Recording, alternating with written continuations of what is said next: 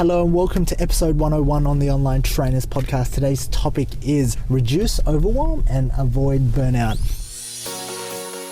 Hello and welcome to the Online Trainers Podcast, where we go behind the scenes to uncover the latest tactics and strategies top trainers around the world are using to get more clients, dominate their marketplace, and get their clients amazing results.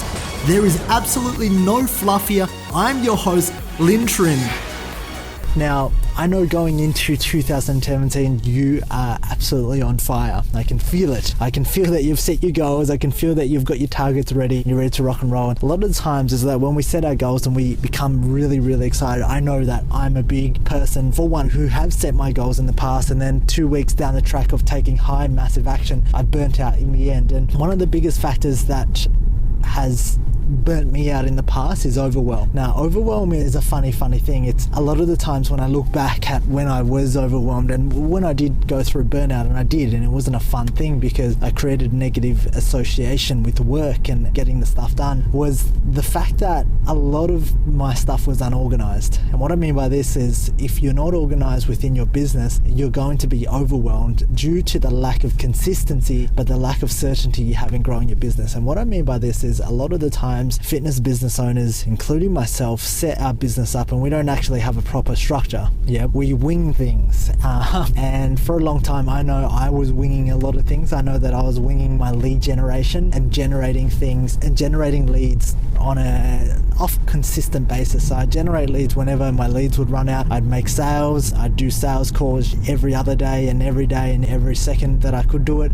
And ultimately, at the end of the day, I didn't have any consistent structure, and this led to overwhelm. Now, a lot of the times, setting up your online personal training business or offline personal training business doesn't have to be overwhelming, and I've had to learn this the hard way. Like so many times inside of my other businesses, including my agency, I was completely scattered across the place.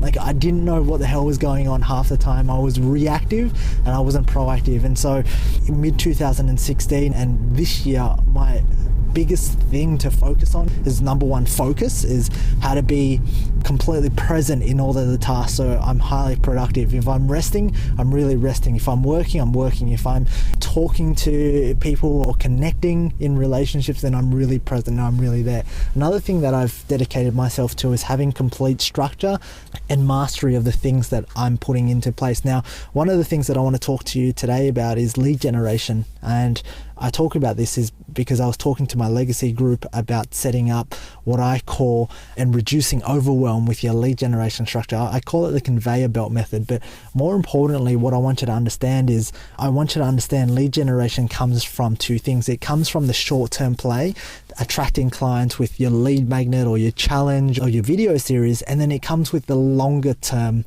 stuff as well. Now, everything in life, I believe, has a balance. Now, if you bring in clients short term, there's always going to be a pro and a con. Now, the short term client that you bring on has no trust, has no loyalty to your brand whatsoever. Therefore, the ability for them to drop off and you keeping them retained inside of your business is very, very high. They will drop off and the retention rate will be low. Okay.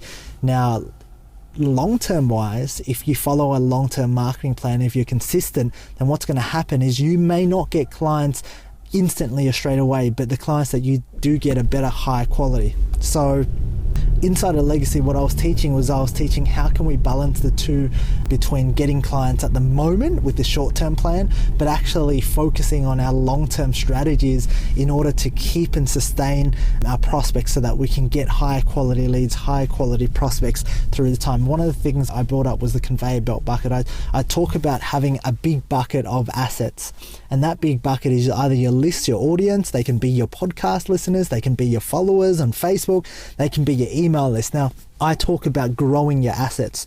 You have to understand that the short-term way to grow your assets, challenges are a great way, lead magnets are a great way, even putting out strategy calls are a great way. But most trainers and coaches, including myself, when I started out, I focused all my attention on the short-term stuff. And I was wondering, okay, short-term stuff is very tactical, right? It's very like, I'm going to put out an ad on Facebook today. I'm going to put a Facebook post. I'm going to do something tactical. It doesn't really add up. it's not an investment. It's not a long-term investment. And what I mean by that is, does the energy you put in today, is it going to pay off in also a year's time, or are you doing it for today's sake? And by running a challenge, if you're running a challenge, you're running it and it's going to pay off today. That challenge is going to mean nothing in terms of your business marketing, your growth strategies in a year. So how you can actually start to change and shift your focus from going short term to longer term is having two buckets. It's understanding that you have a short term bucket. It's understanding that you have a long term bucket.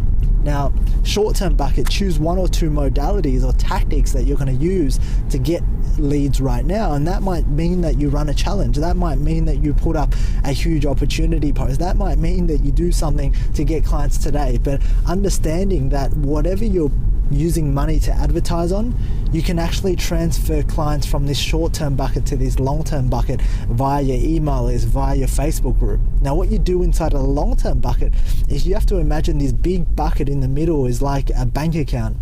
The more people you have in it, the bigger the bank, okay? But unfortunately, the bigger the bank, it doesn't mean that you have any money in the bank. You have to make money deposits into that bank account for it to mean anything, for you to get interest.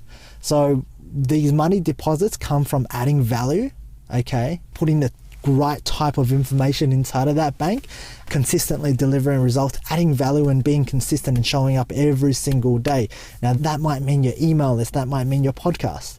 Now, when you are consistent enough, you can make withdrawals, okay? You can ask for the sale. But if you look at lead generation and trying to reduce overwhelm, what I would recommend you to do is have two buckets. Understand, okay, what are you good at the moment that's your short-term play, that you can run short-term, and choose one to do things and be really good at it.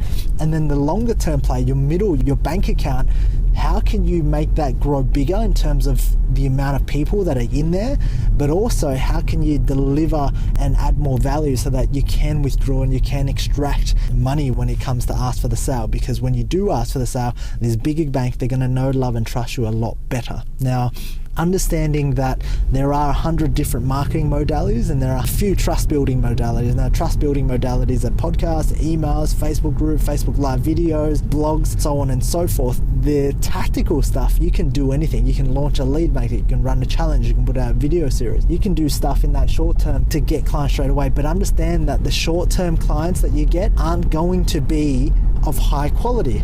If you want high quality leads, they must be in this longer term, this big bucket.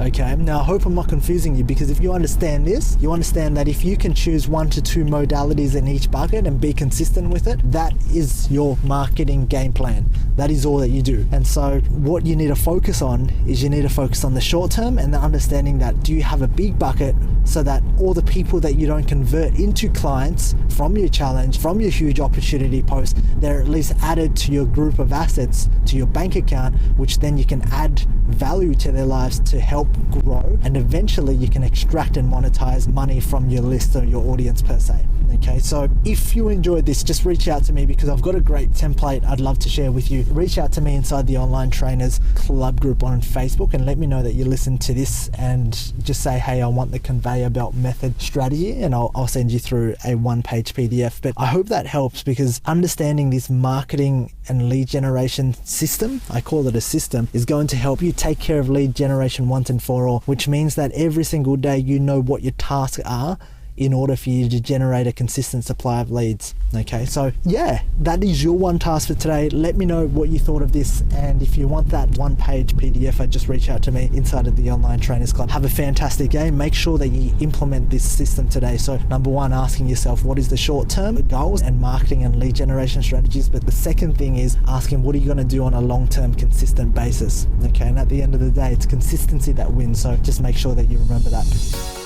Alright, if you enjoyed this podcast, please leave me a 5-star review on iTunes, and feel free to leave a review, and that way I can respond and I can take that on board in developing content to serve you. Now, if you're not a part of the Online Trainers Club on Facebook, please do yourself a favor and be a part of the conversation. That's where I add daily tips, tricks, and strategies on how you can build out funnels, how you can get more clients, and ultimately become a better online coach.